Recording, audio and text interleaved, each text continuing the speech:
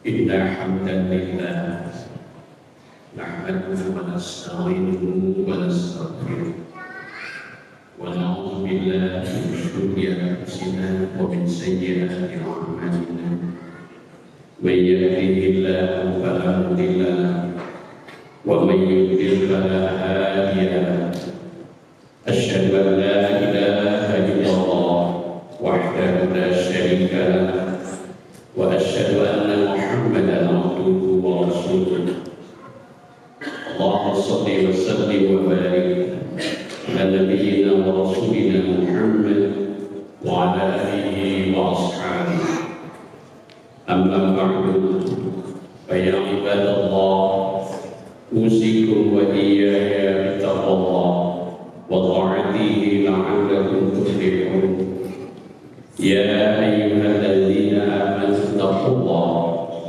حق تقاته ولا تموتن إلا وأنتم مسلمون يا أيها الذين آمنوا اتقوا الله وقولوا قولا سديدا يصلح لكم أعمالكم ويغفر لكم ذنوبكم ومن يطع الله ورسوله فقد فاز فوزا عظيما وقال تعالى في كتابه الكريم أعوذ بالله من الشيطان الرجيم وأما من أعطى وصدق بالحسنى فسنيسره لليسرى وقال تعالى فمن يريد الله أن يهديه يشرح صدره للإسلام ومن يريد أن يضله يجعل صدره ضيقا حرجا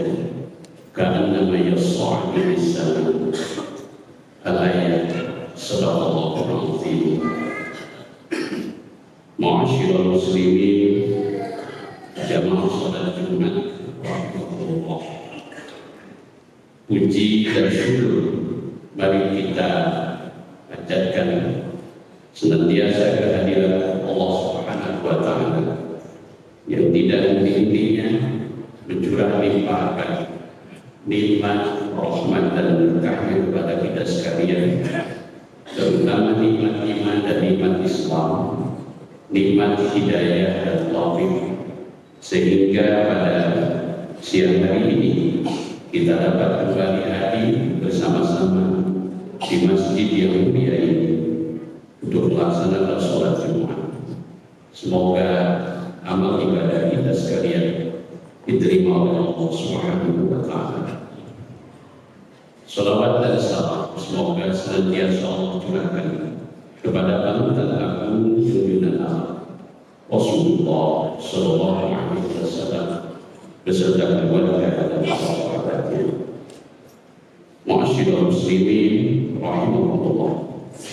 Selanjutnya perkenankan khatib menyampaikan wasiat kita yang secara khusus ditujukan bagi khatib pribadi. Semoga hikmah berkah dan rahmatnya sampai pula kepada ikhwatul iman jamaah sekalian. Tema khutbah kita pada siang hari ini adalah kiat-kiat dasar menghadapi kesulitan. Ma'asyiral muslimin rahimahullah. Izinkan saya menyampaikan terlebih dahulu bahwa di lingkungan Perserikatan Muhammadiyah setidaknya ada 3 misi dakwah dan tabligh, yaitu pertama meneguhkan keimanan, yang kedua mencerahkan, dan yang ketiga adalah menggembirakan. Dalam hubungan ini maka kami berharap bahwa setidaknya salah satu dari 3 misi ini ada yang bisa disampaikan. Secara harfiah, setiap manusia pasti menginginkan kelapangan, kemudahan, kebahagiaan. Walaupun suatu saat ia terpaksa harus menghadapi kesulitan, itu adalah sebuah kenyataan yang harus dihadapi dengan kesabaran. Jamaah sekalian, namun satu hal yang harus menjadi catatan kita, bahwa ada persoalan dasar yang sesungguhnya seringkali menjadi pemicu pangkalnya terjadi berbagai macam kesulitan dalam kehidupan kita, yaitu apa? Ketika kita telah belum benar-benar mengaktualisasikan nilai-nilai keimanan dan ketauhidan dalam keyakinan kita, dalam pola pikir kita. Saya mengutip satu pernyataan dari Syekh Muhammad Al-Ghazali di dalam buku beliau Jadid Hayat. Beliau berkata, sungguh merupakan suatu kejahatan besar ketika manusia melakukan persekongkolan untuk menghadirkan kebatilan, menghilangkan kebenaran. Dan salah satu hal yang menimbulkan siapapun menghadirkan ketidakbenaran, kebatilan, itu adalah ketika kita menetapkan, memutuskan sesuatu atas dasar perasaan. Dalam hubungan ini, Allah Subhanahu wa Ta'ala mengingatkan di dalam kitab suci Al-Quran, wa in tuti absar man bil ardi, jika kamu sekalian, jika kamu menaati absar man bil ardi, pendapat, opini, pandangan kebanyakan manusia yang ada di muka bumi, yudhibuka an sabilillah, yang akan menyesatkanmu, dia akan menyesatkanmu dari jalan Allah. Iyattabi'una illa dhanna, karena sesungguhnya yang mereka ikuti itu adalah dhanna, hanya prasangka. Wa innahum illa yakhrusun, dan apa yang menjadi motif mereka mendasari melakukan hal tadi itu adalah dasarnya karena yakhrusun, karena ambisi, karena al-khirsu, karena kesalahan. Jamaah sekalian yang dirahmati oleh Allah Subhanahu wa Ta'ala, dalam firman-Nya yang lain juga Allah Ta'ala menguatkan tentang hal ini. Di dalam surat Al-An'am ayat 150, Allah Ta'ala dalam ayat ini mengingatkan bahwa jika ada suatu golongan yang menetapkan sesuatu, memutuskan sesuatu atas dasar kesaksian palsu, fa in syahidu wala tashhad ma'ah, jika mereka memberikan kesaksian palsu, wala tashhad ma'ah, maka janganlah kamu ikuti memberikan kesaksian bersama mereka.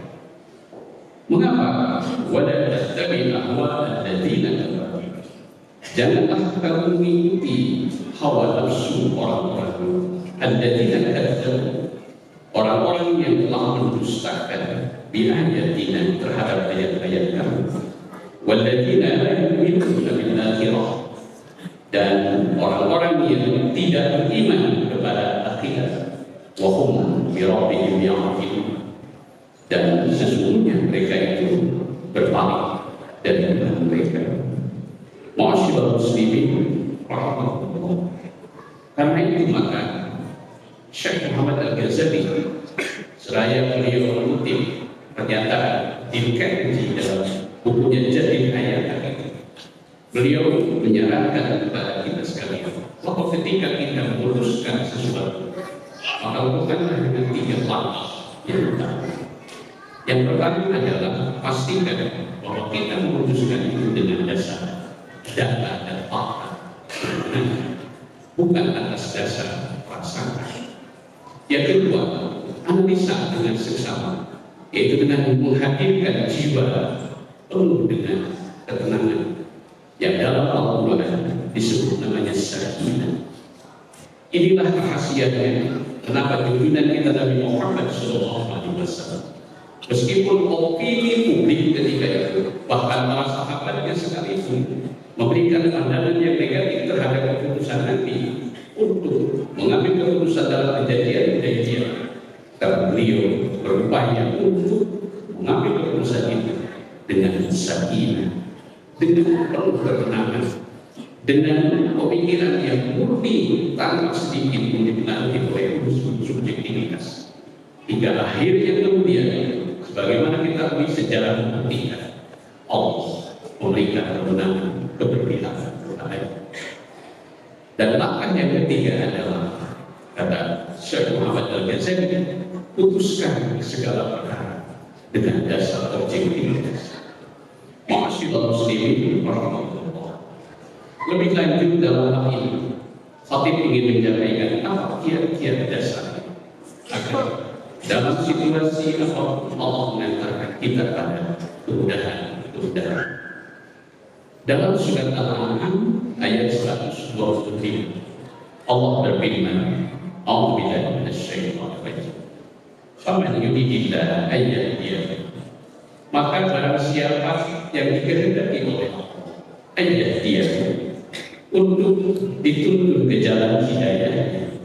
Di sini hidayah yang dimaksud meliputi hidayah yang hakiki, yang mutlak otoritasnya ada pada Allah, dan juga hidayah yang majazi, yang diamanahkan kepada orang-orang yang diberi kepercayaan oleh Allah untuk memberikan bimbingan kepada kita sekalian, para nabi, para siddiqin, para syuhada, dan orang-orang saleh, termasuk para ulama yang tentu telah dibimbing dalam hidupnya oleh Allah Subhanahu wa Ta'ala.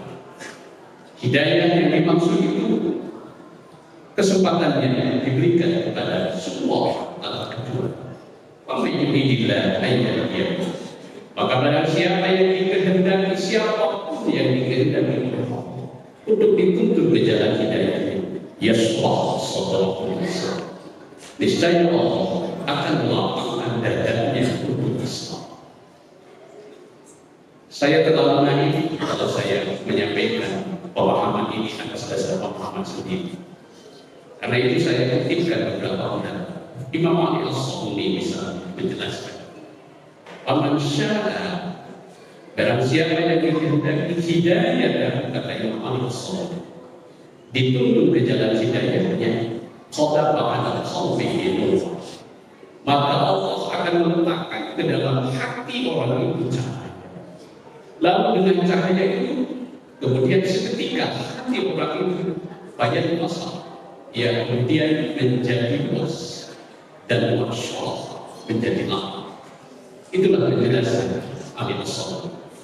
Lebih lanjut, Ibnu Abbas radhiyallahu ta'ala anhu ketika menjelaskan ayat itu, beliau mengatakan bahwa yang dimaksud dengan cahaya yang dimasukkan ke dalam hati orang yang dikehendaki diberi hidayah itu, yaitu cahaya tauhid dan iman. Cahaya tauhid dan iman. Jamaah sekalian, tentu kita harus bermimpi ketika jiwa kita telah diletakkan ke dalam hati kita cahaya tauhid dan iman, maka tentu orang itu akan memperoleh keluasan dan kelapangan, selain juga keyakinan dan harapannya juga wawasan dan mimpi-mimpinya serta segala hal. Bagaimana kita melihat bagaimana para kekasih Allah seperti Nabi Ibrahim alaihissalam, beliau dengan doa-doanya bisa menembus seluruh balasan Allah dan Allah. Itu adalah berkat cahaya tauhid dan iman.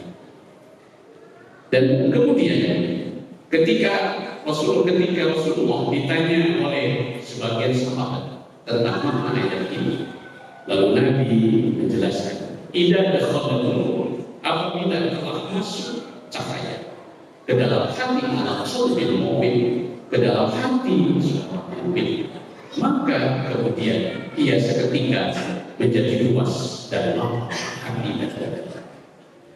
Sahabat lalu bertanya, adakah ya Rasulullah tanda-tanda yang mudah kami kenal dari keberadaan seseorang yang sudah dilapangkan hatinya dengan cahaya iman dan tauhid itu? Lalu Nabi menjelaskan 3 tanda. Pertama, tanda kata beliau adalah al-inabatu ila daril khuld. Ada kedudukan dalam hati orang itu ila daril khuld, meraih kebahagiaan, kemenangan yang hakiki di kampung halaman kalian. Itulah akhirat. Lalu dia menjelaskan yang kedua adalah apa? Wattajaba an-dari. Apa itu wattajaba an-dari? Yaitu bersedia untuk menjaga jarak. Kata Nabi, menjaga jarak dari dulu, dari tempat, dari kampung yang penuh dengan pilihan. Dan yang ketiga adalah wal isti'dad bil maut, yaitu dia memiliki selalu berusaha untuk mempersiapkan bekal diri, yaitu bekal menuju maut qabla nuzuli, sebelum kematian itu. Sehingga kita berharap semoga kita dapat menghadirkan dalam kehidupan selain kita meraih kebahagiaan yang di dunia dengan Rabbana atina fid dunya hasanah, tapi yang lebih utama adalah kita dapat beroleh wabil akhirati hasanah wa qina adzabannar. Semoga Allah melapangkan hati kita sekalian dengan cahaya tauhid dan iman, dan semoga Allah membimbing kita sekalian dengan hidayah dan taufik. Barakallahu li wa lakum fil azim wa nafa'ani wa iyyakum min ayatil dzikril hakim. Taqabbalallahu minna wa minkum tilawatan innahu was-sami'ul 'alim. Wa qul rabbil arham wa anta khairul rahimin.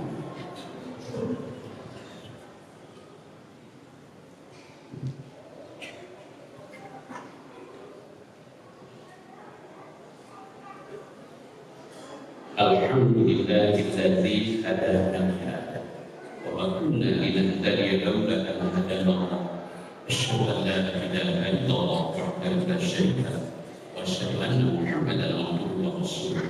Allahumma shalli wa sallim wa barik ala nabiyyina wa rasulina Muhammadin wa ala alihi wa ashabihi ya ibadallah. Usikum wa iyaya bittaqwa wa ta'atihi la'allakum tuflihun.